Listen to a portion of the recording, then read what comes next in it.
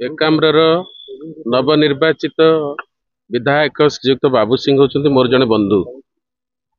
विगत दिने दुई दिन तले तांकर जन्मदिन अवसर रे से स्वतंत्र भाव रे आमर से स्थानीय एक मठरे गोटे प्रसाद सेवन पाई से निमंत्रण करथिले एवं तांको निमंत्रण रक्षा करके मु सेठाकू जाइथिली।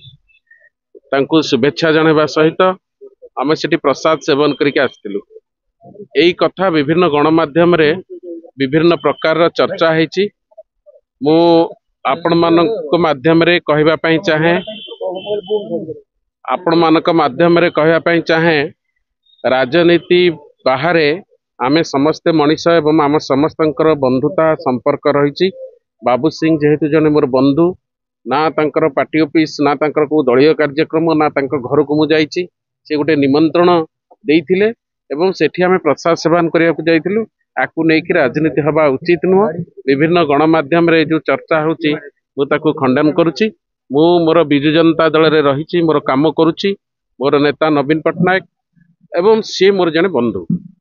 बीजेडी दल रे आपण जाइथिले रहनु पचरथिले आपण बीजेडी दल रे बीजेपी विधायक जन्म दिबा पई दरखास्त कोन मु कहली आपनको दल बाहरे आमे समस्ते मनीष एवं आम भितर गोटे संपर्क रही। मोर कौनसी ये न थाए जे एठी सुर भाई सुरेश राउतराय कांग्रेस रो नेता अनेक दिन धरिकी सी जितेबाला विभिन्न कार्यक्रम करती तांको जन्मदिन रे आमे जाइकी तांको शुभेच्छा जनाऊ। तेणु ये हूँ गोटे मानविकता संपर्क एवं सी मते निमंत्रण करथिले।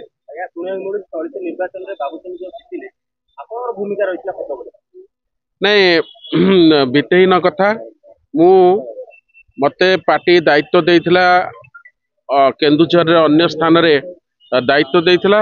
मु संपूर्ण इलेक्शन पर्यंत 25 तारिख रे इलेक्शन थिला। 24 तारिख राति रे मु फेरिली मो निज भोट एठी दबा पई। 24 तारिख लेट इवनिंग रे मु आसिकी एठी पहुंचली। एठी बाबू सिंह को जितवा पछरे मोर कोनोसी कारण नाही। बरम जो स्थानीय विधायक थिले तांको विरुद्ध रे गोटे जनमत थिला साहा परिप्रकाश हेछि। नहीं कदापि नुहे।